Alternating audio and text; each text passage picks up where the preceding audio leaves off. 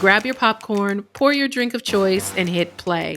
This is Pop, Pour, Play, where I talk about some of the hottest shows on screen. I'm Nichelle, and welcome to my podcast. What's up, and welcome to Pop, Pour, Play. I'm Nichelle, and whether you're a subscriber or new to this channel, I appreciate you being here. This episode, I'm talking about Handmaid's Tale Season 6, which we know is the final season. And we're 4 episodes in. Before I get started, I do want to say there are some spoilers, so... No, God! No, God, please, no! All right, y'all, let's talk about Handmaid's Tale Season 6. And we know this is the final season. I must say that I loved that they dropped 3 episodes at once. Let's just dive right into the chaos of June, Serena, and Gilead again. So I love that. I also love the setup from episodes 1 through 3 of June and Serena returning back to Gilead or New Bethlehem, which is operating under the pretense of a fresh start. New Bethlehem is not the Gilead you remember. It's kinder, gentler. It's what Gilead could have been. It's what it could become. I don't know that I'm buying it, y'all. Like, Gilead does not change. So would you trust New Bethlehem? If I was a refugee from Gilead, would I go to New Bethlehem? Hell no. I am not going back there. What's crazy is in episode 4, they show us that they're able to lure people back to New Bethlehem by reuniting them with family members. And I just don't trust it. Please tell me what you think about this whole New Bethlehem front. How long do you predict that it's actually going to hold up as a fresh, quote unquote, start for Gilead and a new vision? Please put that in the comments because I don't trust it. That's a tough one. They tell you can reunite with family. I don't know.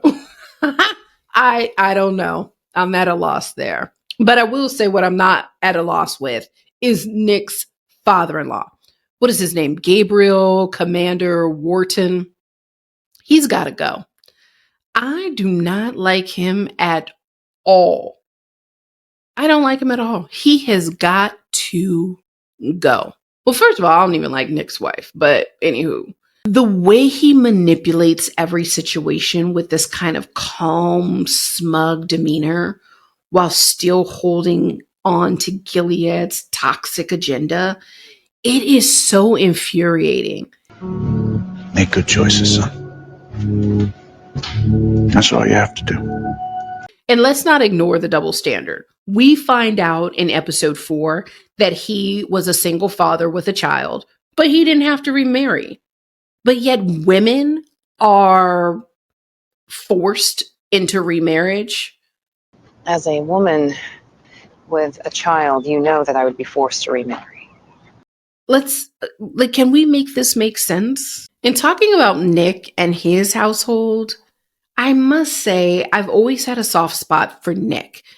And I feel that's attributed to him being there for June in ways that few others have. But I couldn't help but nod when June's mom said, "We're all like that.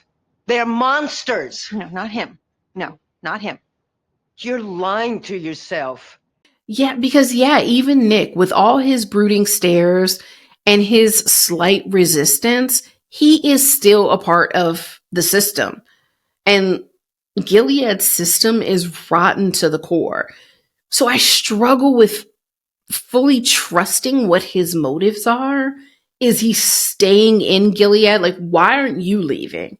Is he staying in Gilead because his presence can help keep Hannah safe in some way? Or continue to help keep June safe? Yeah, I don't know. Just stop it. Do you realize that we always do this? Do what? The whole goodbye thing? Come on. Who are we kidding? Okay. after watching episodes 1 through 4, I really want to talk about this savior complex situation because June and Serena are both deep in it. And it's really shaping a lot of the decisions that they're making right now.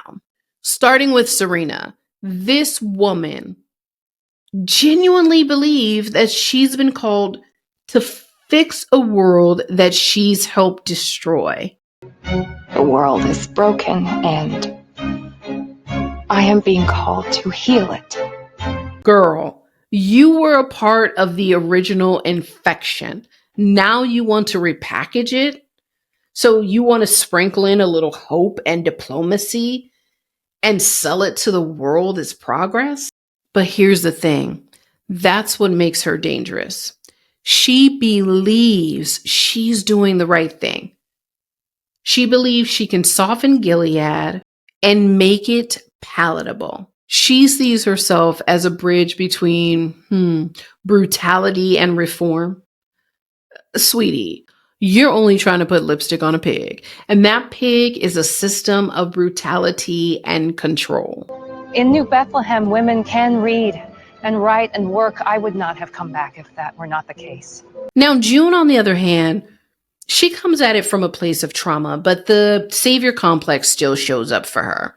Like, she's always putting herself on the line. Why are you going? Why do you have to be the one to go to no man's land to pull out Moira and Luke?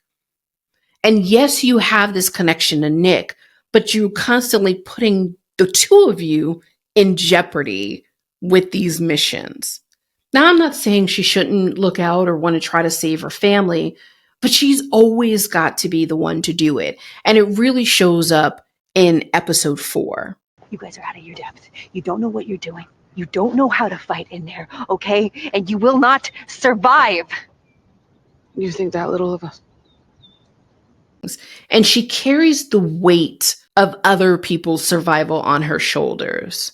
It's like she can't rest until she's bled for someone else's freedom. And while it comes from a real emotional place, it's also pretty self-destructive. I guess I was just trying to save you from that or something. You can't.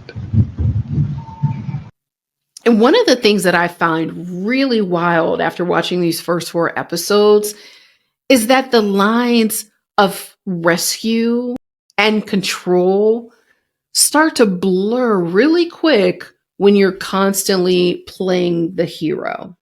At some point, Serena and June have both got to ask themselves, am I saving others or am I trying to save myself from my own guilt?